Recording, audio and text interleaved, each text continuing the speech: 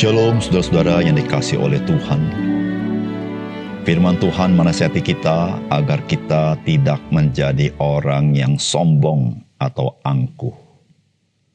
Dan Alkitab memberitahukan siapakah yang menjadi lawan orang yang sombong dan angkuh. Tidak lain dan tidak bukan, Tuhan sendiri yang akan menjadi lawannya.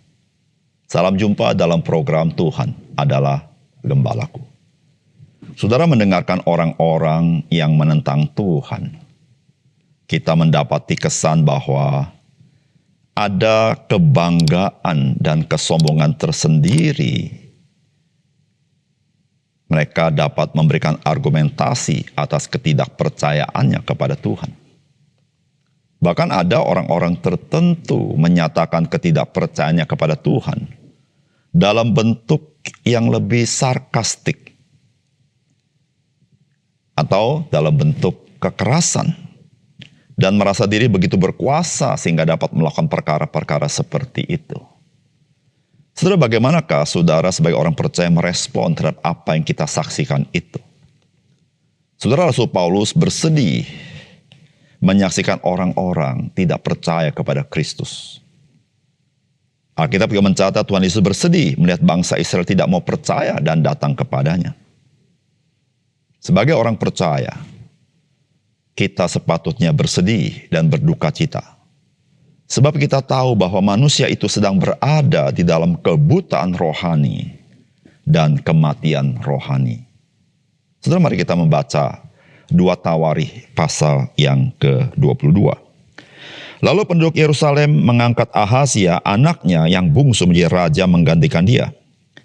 Karena semua anaknya yang lebih tua umurnya telah dibunuh oleh gerombolan yang datang ke tempat perkemahan bersama-sama dengan orang-orang Arab. Dengan demikian Ahazia anak Yoram, Raja Yehuda menjadi raja. Ahazia berumur 42 tahun waktu ia menjadi raja, dan setahun lamanya ia memerintah di Yerusalem. Nama ibunya ialah Atalia, cucu Omri. Ia pun hidup menurut kelakuan keluarga Ahab, karena ibunya menasihatinya untuk melakukan yang jahat. Ia melakukan apa yang jahat di mata Tuhan, sama seperti keluarga Ahab. Sebab sesudah ayahnya mati, mereka menjadi penasihat-penasihatnya yang mencelakakannya. Atas nasihat mereka pula, ia pergi bersama-sama Yoram bin Ahab, Raja Israel, untuk berperang melawan Hazael, Raja Aram di Ramot Gilead. Tetapi orang-orang Aram melukai Yoram. Kemudian pulanglah ia ke Yisrael untuk diobati oleh karena luka-luka yang didapatnya di Rama pada waktu ia berperang melawan Hazael, Raja Aram. Dan Ahazia, anak Yoram, Raja Yehuda, pergi menjenguk Yoram bin Ahab di Israel karena ia sakit. Telah ditentukan Allah bahwa Ahazia akan menemui ajalnya pada waktu ia mengunjungi Yoram. Maka ketika Ahazia datang, pergilah ia bersama-sama Yoram mendapatkan Yehu, cucu Nimsi yang telah diurapi Tuhan, supaya dialah yang melenyapkan keluarga Ahab. Sementara Yehu melakukan penghukuman atas keluarga Ahab, ia menjumpai pembesar-pembesar Yehuda dan anak-anak saudara-saudara Ahazia yang melayani Ahazia, juga mereka dibunuhnya. Lalu ia mencari Ahazia. Ahazia tertangkap ketika ia bersembunyi di Samaria. Ia dibawa kepada Yehu lalu dibunuh. Tetapi dikuburkan juga karena kata orang, dia ini cucu Yosafat yang mencari Tuhan dengan segenap hatinya. Dari keluarga Ahazia tidak ada lagi yang sanggup memerintah. Ketika Atalia ibu Ahazia melihat bahwa anaknya sudah mati, maka bangkitlah ia membinasakan semua keturunan raja dari kaum Yehuda. Tetapi Yosabat, anak perempuan raja, mengambil Yoas bin Ahazia, menculik dia dari tengah-tengah anak-anak raja yang hendak dibunuh itu, memasukkan dia dengan inang penyusunya ke dalam gudang tempat tidur. Demikianlah Yosabat, anak perempuan Raja Yoram, istri Imam Yoyada. Ia adalah saudara perempuan Ahazia. Menyembunyikan dia terhadap Atalia, sehingga ia tidak dibunuh Atalia. Maka tinggallah Yoas 6 tahun lamanya bersama-sama mereka dengan bersembunyi di rumah Allah, sementara Atalia memerintah negeri. Saudara yang dikasihi oleh Tuhan, buah jatuh tidak jauh dari pohonnya. Peribahasa ini dapat kita rasakan di dalam kisah yang kita baca. Raja Ahazia menjadi Raja Yehuda, dan dia adalah putra dari Yoram, dan ibunya bernama Atalia. Dan Atalia adalah putri daripada Raja Ahab. Saudara, kelakuannya persis sama dengan Raja Ahab. Termasuk juga dengan ayahnya Yoram, Raja Israel, putra dari Ahab. Ahazia dan Yoram, Raja Israel, putra Ahab, merupakan koalisi yang pas dan cocok, namun menjadikan umat Tuhan tidak lagi cocok dengan kehendak Tuhan. Saudara, apakah pesan firman Tuhan bagi kita? Yang pertama, kebinasaan rohani mendahului kebinasaan kekal. Saudara, firman Tuhan berkata, atas nasihat mereka pula ia pergi bersama-sama Yoram bin Ahab, Raja Israel, untuk berperang melawan Hazael, Raja Aram, di Ramot Gilead. Tetapi orang-orang Aram melukai Yoram. Kemudian pulanglah ia ke Yisrael untuk diobati oleh karena luka-luka yang didapatinya di Rama pada waktu ia berperang melawan Hazael, Raja Aram. Dan Ahazia, anak Yoram, Raja Yehuda, pergi menjenguk Yoram bin Ahab di Yisrael karena dia sakit. Telah ditentukan Allah bahwa Ahazia akan menemui ajalnya pada waktu ia mengunjungi Yoram. Maka ketika Ahazia datang, pergilah ia bersama-sama Yoram mendapatkan Yehu, cucu Nimsi yang telah diurapi Tuhan, supaya dialah yang menyiapkan keluarga Ahab. Sementara Yehu melakukan penghukuman atas keluarga Ahab, ia menjumpai pembesar-pembesar Yehuda dan anak-anak saudara-saudara Ahazia yang melayani Ahazia, juga mereka dibunuhnya. Lalu ia mencari Ahazia. Ahazia tertangkap ketika ia bersembunyi di Samaria.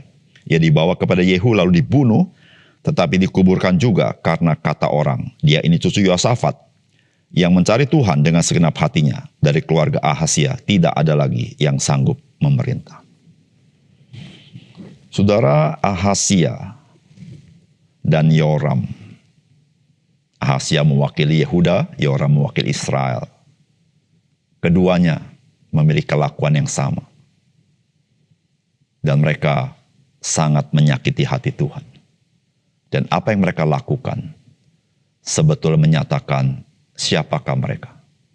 Meskipun mereka adalah bangsa Yehuda dan bangsa Israel, tetapi mereka bukanlah orang yang beriman kepada Tuhan.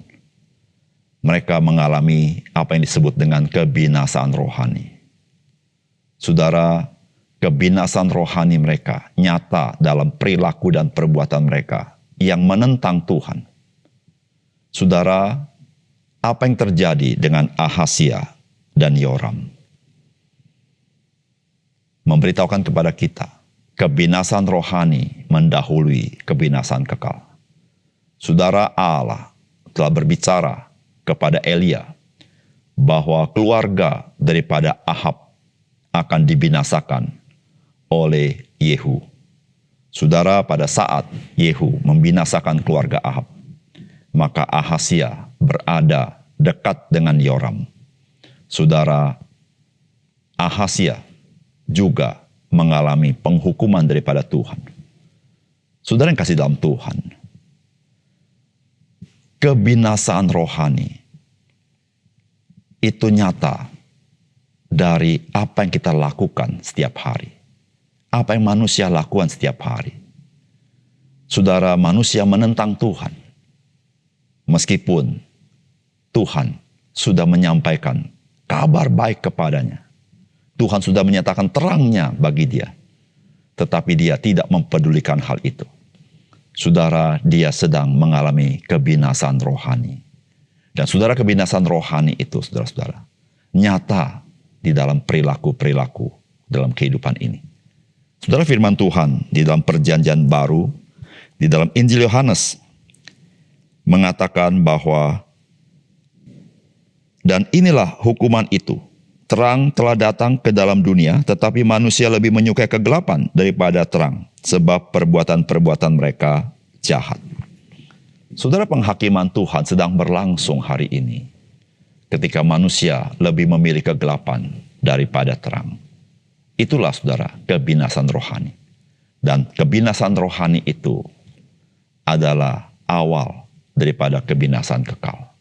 Oleh karena itu, saudara yang kasih dalam Tuhan, kita orang-orang yang setelah mendengar firman Tuhan, marilah kita tidak menjadi orang-orang yang bebal, tetapi menjadi orang-orang bijaksana ketika terang Tuhan itu dinyatakan kepada kita melalui kabar baik, yaitu Injil. Saudara, mari kita membuka hati kita sesuai gerakan Roh Kudus, sehingga kita tidak mengalami kebinasan kekal, tetapi kita menerima hidup yang kekal daripada Tuhan. Saudara, yang kedua, Tuhan menyediakan orang-orang pilihannya di tengah-tengah kehidupan manusia yang binasa untuk menyatakan kasih setia dan anugerahnya. Saudara, firman Tuhan berkata, ketika Atalia ibu Ahazia melihat bahwa anaknya sudah mati, maka bangkitlah ia membinasakan semua keturunan raja dari kaum Yehuda. Tetapi Yosabat anak perempuan raja mengambil Yoas bin Ahazia, menculik dia dari tengah-tengah anak-anak raja yang hendak dibunuh, memasukkan dia dengan inang penyusunya ke dalam gudang tempat tidur. Demikianlah Yosabat anak perempuan Raja Yoram, istri Imam Yoyada, ia adalah saudara perempuan Ahazia, menyembunyikan dia terhadap Atalia, sehingga ia tidak dibunuh Atalia. Maka tinggallah Yoas 6 tahun lamanya bersama-sama mereka dengan bersembunyi di rumah Allah, sementara Atalia memerintah negeri. Saudara, sudah hampir semua keturunan raja dibinasakan. Dan Atalia adalah eksekutornya. Tetapi saudara, ternyata Tuhan, dia tahu apa yang dia harus perbuat. Maka saudara-saudara, tidak semua mati di tangan Atalia. Tapi ada satu cucunya yang masih hidup, yaitu Yoas. Di antara semua yang telah mati, Yoas masih hidup. Saudara, seakan-akan perjanjian Allah itu akan mati, karena semua keturunan raja sudah hampir mati semua. Tapi Tuhan, dia menyisihkan satu orang keturunan raja, yaitu Yoas, saudara. Saudara, di sini kita belajar bahwa Tuhan itu menyediakan orang-orang pilihannya di tengah-tengah kehidupan manusia yang binasa. Saudara, itu menunjukkan kepada kasih setia dan anugerahnya kepada kita. Saudara, ini gambaran apa yang terjadi di dalam anugerah Kristus Yesus. Di tengah-tengah manusia yang binasa itu, maka Allah menyediakan orang-orang yang dipilihnya untuk diselamatkan. Saudara, itu berbicara tentang kasih setia dan anugerahnya. Saudara, sebetulnya semua manusia sama. Semua manusia itu dalam keadaan binasa, mati rohani, bahkan satu kali akan mati kekal. Namun saudara, Allah, dia mempunyai rencana yang kekal. Perjanjian Allah di dalam keselamatan itu.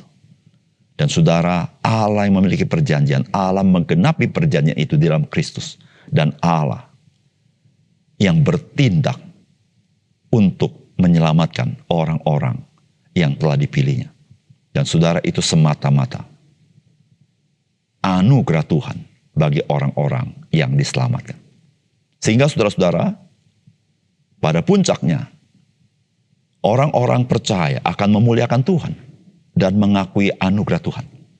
Demikian juga seluruh dunia harus mengakui Tuhan adalah Tuhan yang penuh kuasa. Tuhan adalah Tuhan yang penuh anugerah. Saudara yang kasih dalam Tuhan, Tuhan tahu bagaimana dia menggenapi perjanjiannya. Dan dia tidak pernah gagal di dalam seluruh rencananya. Dan saudara dan saya sebagai orang percaya berada dalam rancangan Tuhan yang agung itu. Dan saudara, bagi kita semua, marilah kita membuka hati. Kita berada di dalam rencana keselamatannya yang ajaib itu. Supaya kita menjadi orang-orang yang menyadari betapa ajaib anugerah Tuhan bagi kita. Dan kita bisa menjadi orang yang sangat bersyukur apapun yang kita alami dalam hidup kita. Karena dari seluruh orang-orang begitu binasa, saudara dan saya di dalam Kristus diselamatkan Tuhan, menerima hidup yang kekal. Mari kita berdoa. Bapa surga, terima kasih untuk firman Tuhan yang baik, yang indah, yang kami dengar. Kami menyadari kalau Tuhan tidak memelihara perjanjian-Mu, maka tidak ada keturunan Daud yang akan menjadi raja. Tetapi Tuhan, Engkau memegang perjanjian-Mu sampai kepada Yesus Kristus, keturunan Daud itu. Dia adalah Mesias, Raja dari segala raja.